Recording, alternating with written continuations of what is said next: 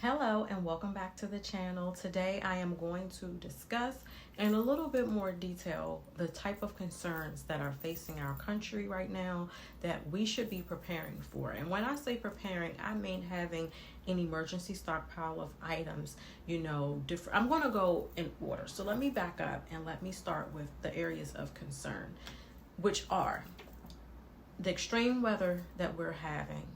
If you are in the United States, which I assume most of my audience is, we had the wildfires that occurred up in Canada. That smoke traveled down to the East Coast to the point where I think we were at like 153 air quality level. Awful. We were in the purple zone here in the district.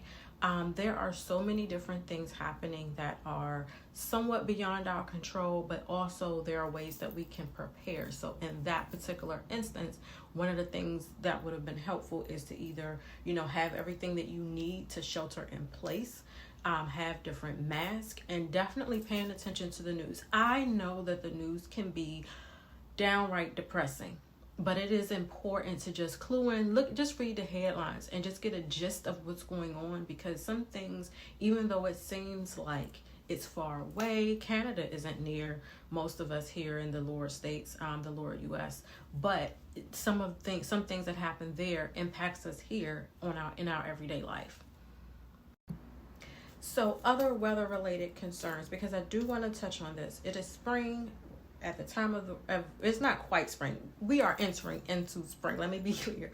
But so other weather related concerns would be extreme weather that we see typically in the summer months, like the tornadoes, the strong storms, the hailstorms, hurricanes down across the southern states. We need to be prepared.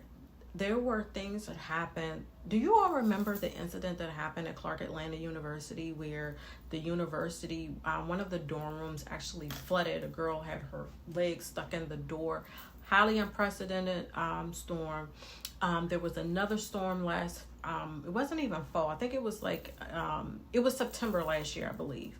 In New York City, water was almost up. And I don't want to exaggerate on here. I think it was almost up to the waist. I mean, I guess it depends on how tall you are, right? But it came up people's legs, the height of the water. They hadn't seen anything like that in years, if at all. So I am saying all that to say we must be prepared for emergencies. We need to be prepared for, so far I talked about health crisis. We want to be prepared for a health crisis. We want to be prepared for extreme weather.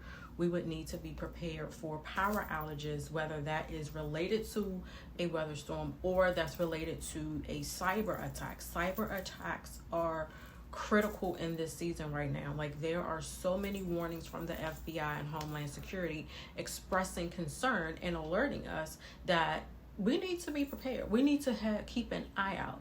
So about the cyber security, let's talk about money. Check on your bank accounts every single day.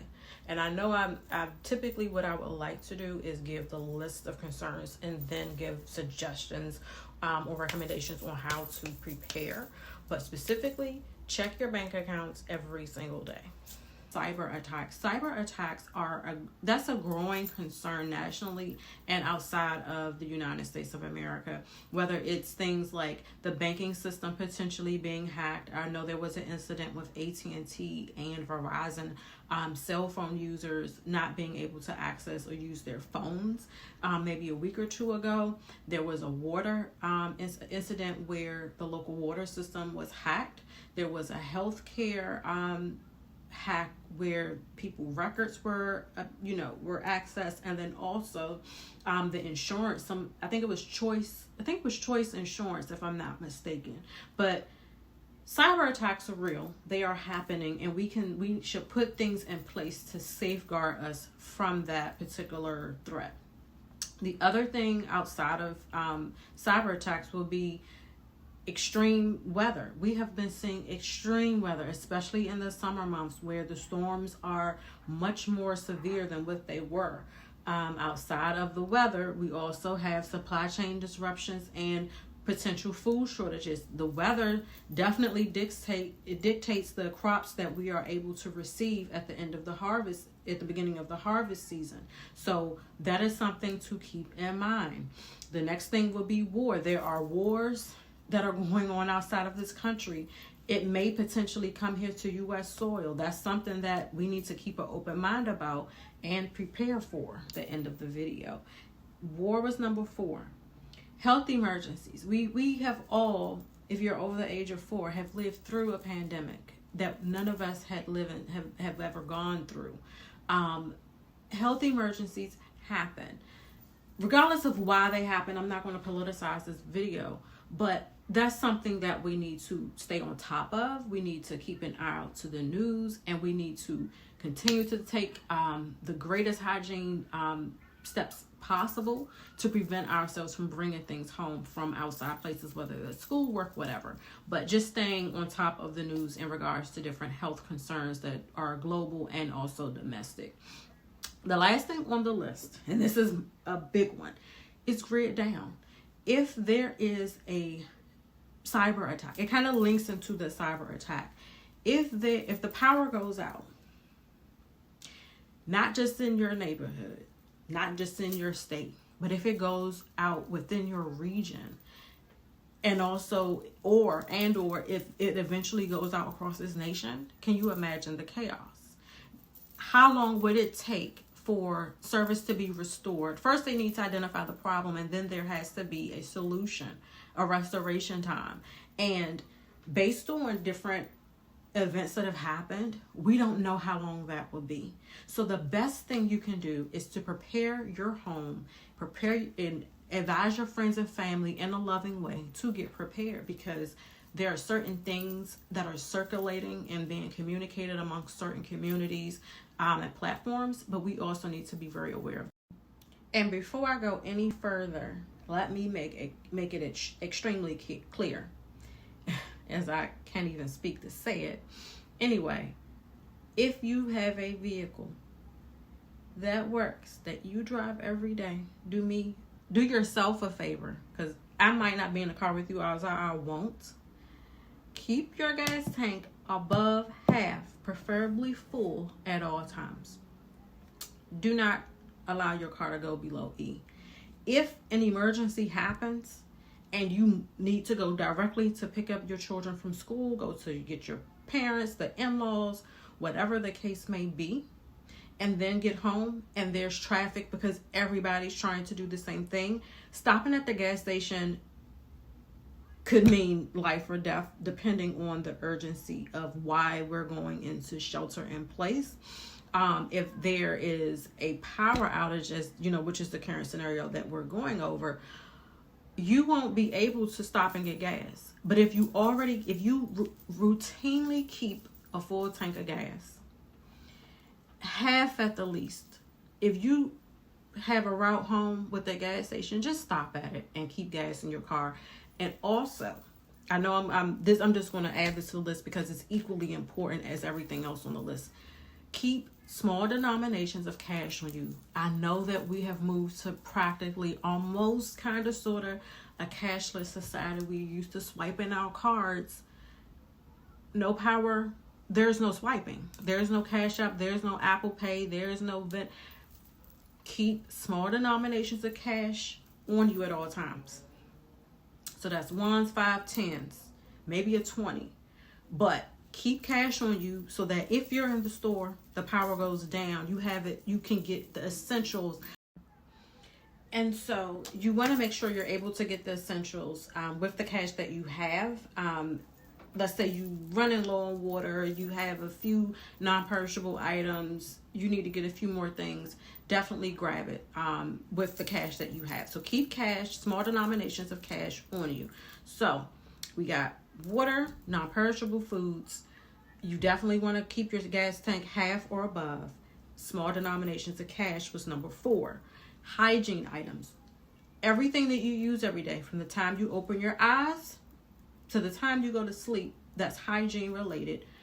Begin to get at least 1 or 2 extra of everything. You don't need to buy out the whole store. You can go to Sam's, Costco, whatever, BJ's, whatever big box store and say, this week I'm going to make sure we have extra toothpaste and mouthwash and toothbrushes, right? Floss. The next week we're on to soap, deodorant. The following week, so just slowly but surely start to get extra things, because a little bit goes a long way and it definitely adds to your emergency stockpile. The next thing is flashlights and batteries, emergency candles. All of that is all in one. Power out, you need a way to be able to see at night in your house.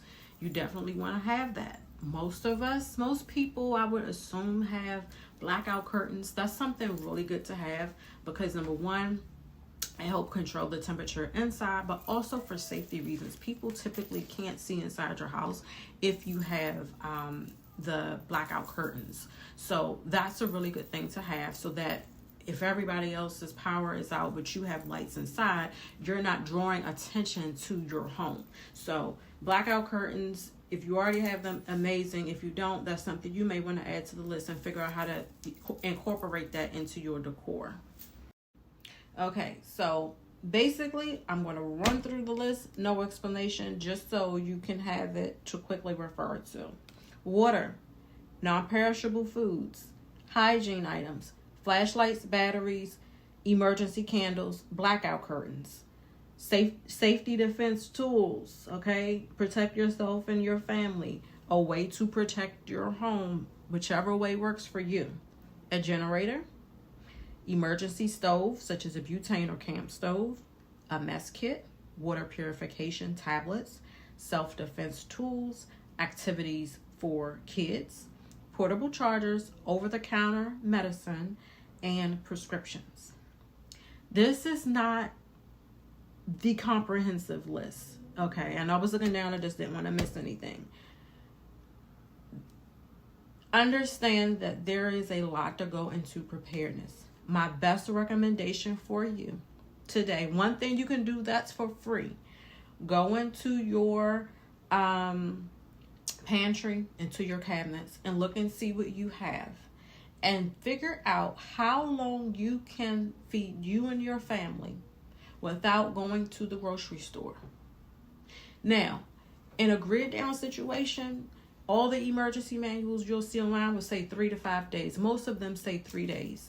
When have you seen in this country emergency response and you being fully restored within 3 days? I think that's very overzealous, and I would be doing you a disservice if I subscribe to that timeline. I would recommend your number one goal be for 30 days, and then 60, and then 90, and then 6 months. Okay, there are a lot of things that you can do, but I'm going to go into some more. So once you've been able to determine how long you and your family can last based on the food that you have in your refrigerator, pantry, cabinets, etc., develop a list of quick things that you would like to add. I have a free download on the website that gets some ideas flowing, things that you may want to add to your pantry. So once you've done that, then move on to your, your hygiene items, wherever you may keep them, and go through it and say, okay, how long can we last based on what we have right now today? What do we need to add? And then you begin to add that to your list, whether it's toilet tissue, feminine products, baby products that you may need, something if you have an elderly family member. Go through everything that you use on a day-to-day basis. Get those items first, okay? And then you would want to move on to some of the larger items like the generator and the camp stove. But you want to have your essentials as soon as possible, okay? Just slowly but surely add to your stockpile. So I have some other videos coming up that I will go over some of these things and some like to-do lists and checklists and strategies that I will go over with you. But for today, I hope that this information was helpful. I thank you for spending time with me.